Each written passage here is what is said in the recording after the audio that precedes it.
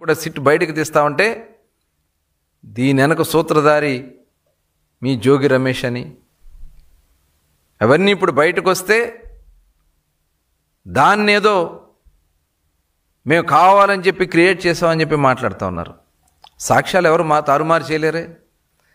జనార్దన్ రెడ్డి జోగి రమేష్ గారి ఇంటికి వెళ్ళింది వాస్తవం కదా సౌత్ ఆఫ్రికాకి వెళ్ళే ముందు.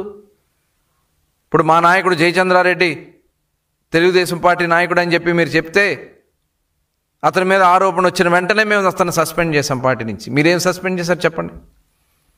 మీ నాయకులు బయటపడితే మీరు ఎవరినన్నా మీరు సస్పెండ్ చేశారా మీ పార్టీ నుంచి? అంటే మీరు వాళ్ళందరినీ కూడా వెనకేసుకొచ్చి ఈ ప్రభుత్వాన్ని అస్థిరపరచాలని కుట్ర పన్ని. ఇదే జగన్మోహన్ రెడ్డి గారు ఏం మాట్లాడారు? ప్రతి 3 బాటిల్స్కి 1 బాటిల్ కల్తీ మద్యం ఉందన్నారు.